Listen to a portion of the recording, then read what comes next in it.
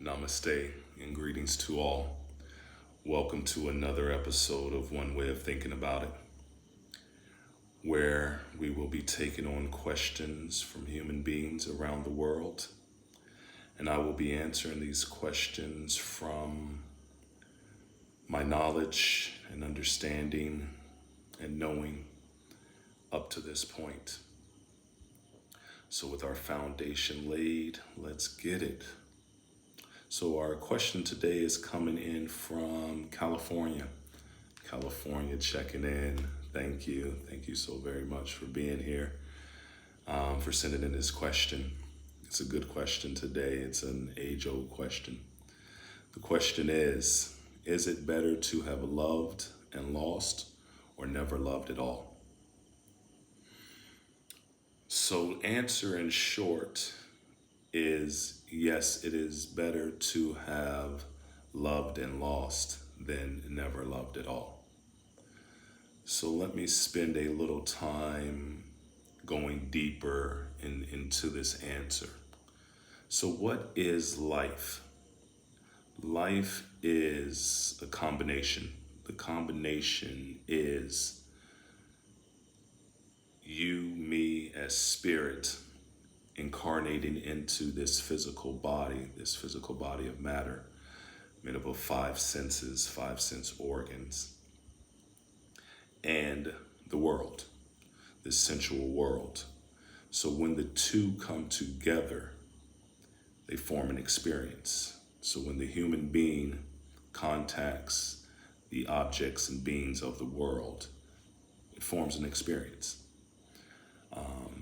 And no matter where you're at, what you're doing, who you are, rich, poor, black, white, short, tall, indifferent, anything. If you are a human being, you are experiencing life. This is what life is. And through these experiences, we have choices. We have a choice to suffer through them or evolve through these experiences. And when you talk to a person and ask them, how's life? How are you doing? And if a person responds, life is wonderful, life is amazing, it is due to their experiences through life. They've had more excitement, more good experiences than bad, and vice versa.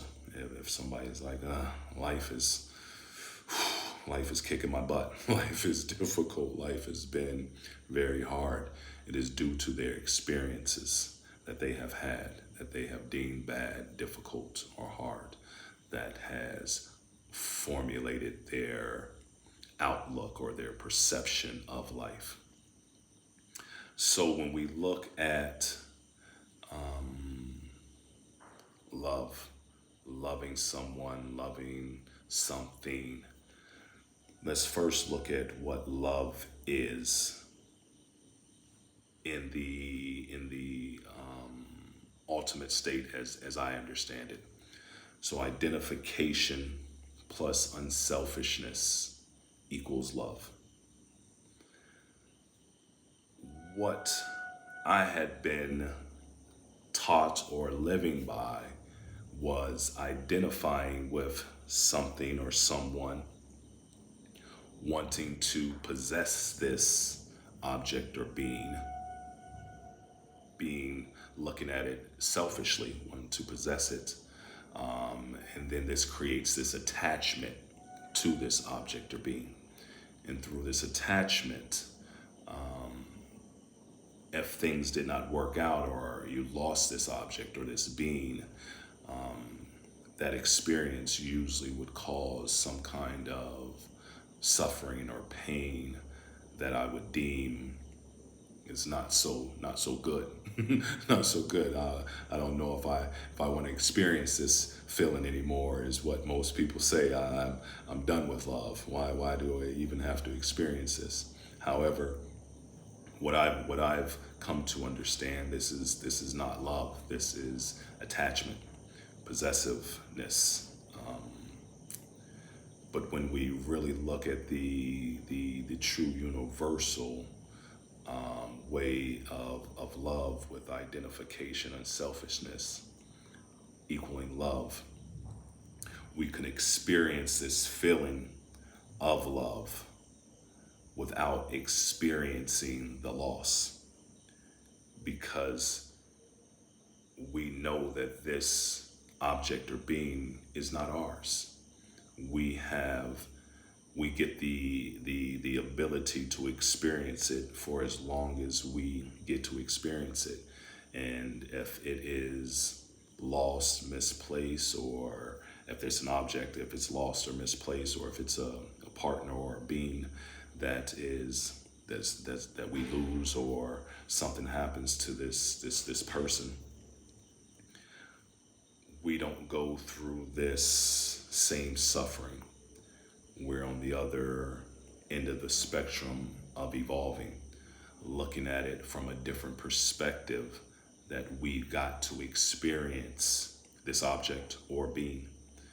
And that's a love, that's a feeling that cannot be taken away from us. We've got to experience this object or this being. And ultimately, the love that we felt when we contacted this object or being came from within inside of us. It did not come from the object or the being. This is one thing that we mistake a lot of the times. We think that this feeling that we have inside comes from this car, this house, or this partner, or this lover. In actuality, it does not. They truly have no value. We've placed that value on them. We give them this value of love. I love my house. I love my car. I love my wife. I love my kids. And again, that's identification with possessiveness, selfishness, creating this attachment.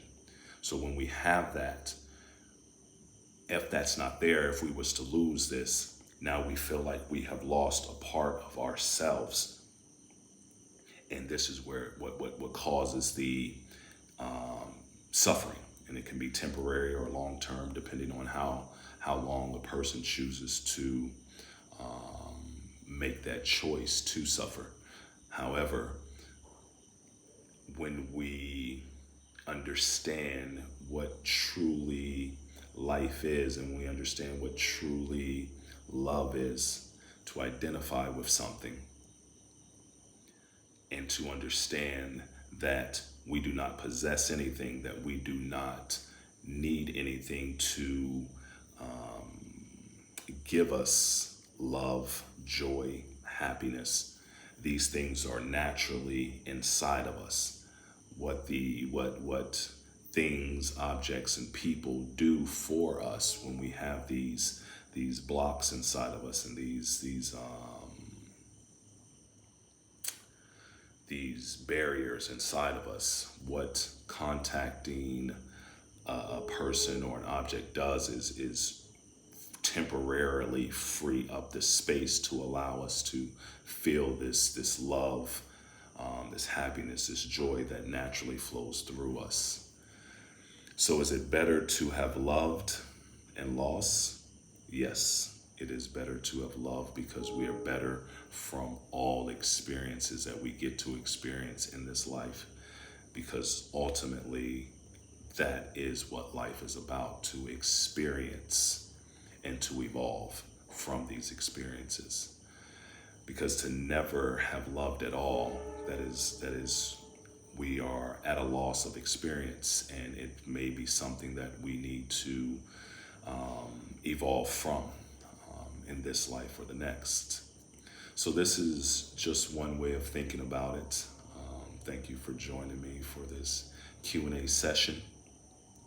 Much love, health, peace, and prosperity to all. And so it is. Namaste.